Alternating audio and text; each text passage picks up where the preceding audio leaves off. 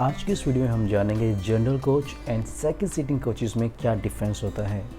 तो स्वागत है दोस्तों आपका आपके चैनल वाईके ट्रैवलर्स में।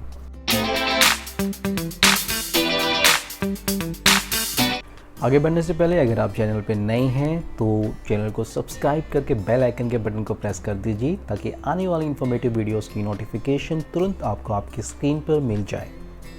General coach and second seating coach के बारे में जानकारी लेने के लिए हमने कुछ पॉइंट पे हम बात करेंगे और हम जानेंगे दोनों ही कोचेस में उन पॉइंट के बेसिस पर। सबसे पहला पॉइंट हम बात करते हैं कोच लेआउट के बारे में। जो जनरल कोच होता है उसमें जो सीटिंग जो लेआउट होता है, जैसे हमारे स्लीपर कोच में लोअर बर्थ होता है वैसा ही होता है। जनरल कोच में सिर्फ लोअर बर्थ होता है, अपर बर्थ लोअर बर्थ नहीं होता। लोअर बर्थ के अलावा आपके पास वहाँ पे लगेज का स्पेस होता है। नॉर्मली जनरल कोच में इतने सारे लोग ट्रैवल करते हैं, वो जो आपको लगेज का स्पेस दिया जाता है वहाँ पे भी लोग बैठ के ही ट्रैवल करते हैं। तो कई बार आप जब आप जनरल कोच की पिक्चर्स देखेंगे या आप कोचेस को देखेंगे रियलिटी में, आपको वहाँ लोग बैठे नज़र आएंगे, पैसेंजर बैठे नज़र आएंगे, तो आपको कंफ्यूज होने की ज़रूरत नहीं है। एक्चुअली वो लगेज का स्पेस होता है, लेकिन लिमिटेड स्पेस की वजह से हमारे पास जो है वहाँ पे भी लोग बैठ जाते हैं, क्योंकि हमारे पास कोई लिमिट नहीं होती जनरल कोच में। जितने भी लोग ट्रैवल करना चाहें तो ट्रैवल कर सकते हैं। दूसरे अगर हम बात करें सेकंड सीटिंग कोच के बारे में, सेकंड सीटिंग के लिए दो लेआउट होते हैं। एक जो कंटिन्यूस सीट होती है, 3 लोग लेफ़्ट में बैठेंगे और 3 लोग राइट में बैठेंगे। मिडल में आपका पासिंग वे होगा, आने जाने का रास्ता होगा। कई बार आपको कंटिन्यूस सीट नहीं मिलती, उस केस में आपको चेयर मिलती है। उस केस में भी आपको 3 चेयर आपको पैसेंजर्स के लिए लेफ़्ट में होगी और 3 चेयर पैसेंजर्स के लिए राइट में होगी और बीच में आपका आने जाने का रास्ता होगा। आगे बात करते हैं सीटिंग कैपेसिटी के बारे में।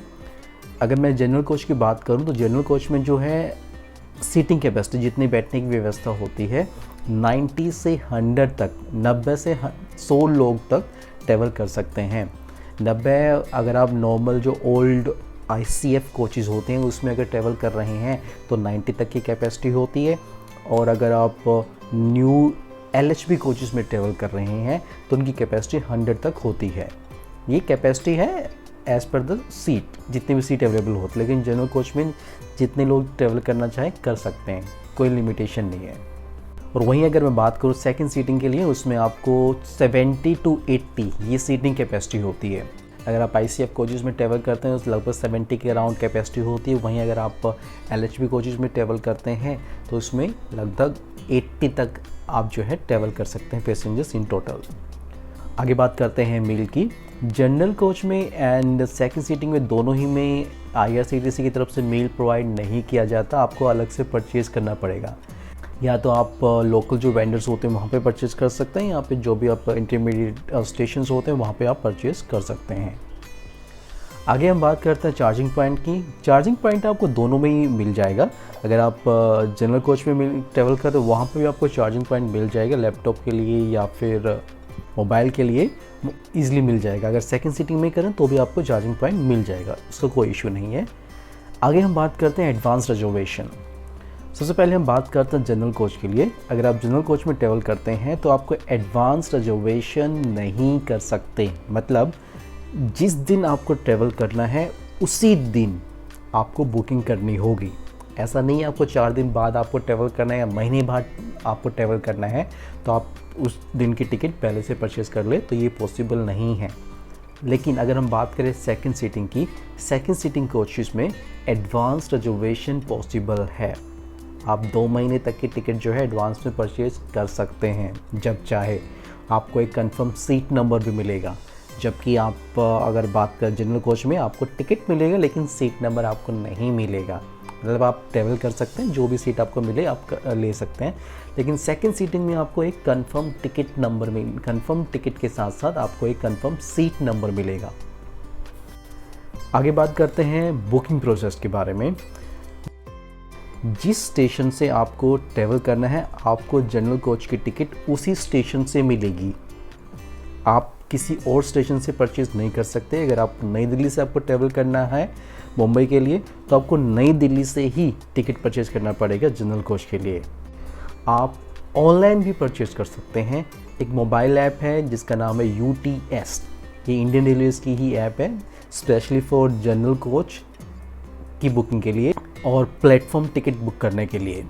UTS ऐप को डाउनलोड करके आपको रजिस्टर करना पड़ेगा और इस ऐप के में आपको आपकी लोकेशन शेयर करनी पड़ेगी, क्योंकि ये ऐप आपको वही बुकिंग करने का ऑप्शन देगा जिस स्टेशन के पास आप उस टाइम होंगे। जब आप लोकेशन शेयर करेंगे तो बाय डिफ़ॉल्ट ऐप में आपको शो होगा कि ये आपकी नियर बाय स्टेशन है और आप इसी स्टेशन की जो है बुकिंग कर सकते हैं और किसी स्टेशन की बुकिंग आप नहीं कर पाएंगे। वहीं अगर हम सेकंड सीटिंग की बात करें तो सेकंड सीटिंग का जो बुकिंग है वो नॉर्मल आप या तो आप किसी भी रेलवे के काउंटर से परचेज़ कर सकते हैं, रिजर्वेशन काउंटर से परचेज़ कर सकते हैं, किसी भी रेलवे स्टेशन से, क्योंकि इसमें आपको एक कंफर्म टिकट मिलती है। ये रिज़र्व कोचेज है। अगर हम जनरल कोच की बात करें वो अनरिज़र्व कोच होता है, उसमें रिजर्वेशन नहीं होती, आपको तत्काल टिकट बुक करना होता है। लेकिन सेकंड सीटिंग जो है वो रिज़र्व कोचेज होते हैं।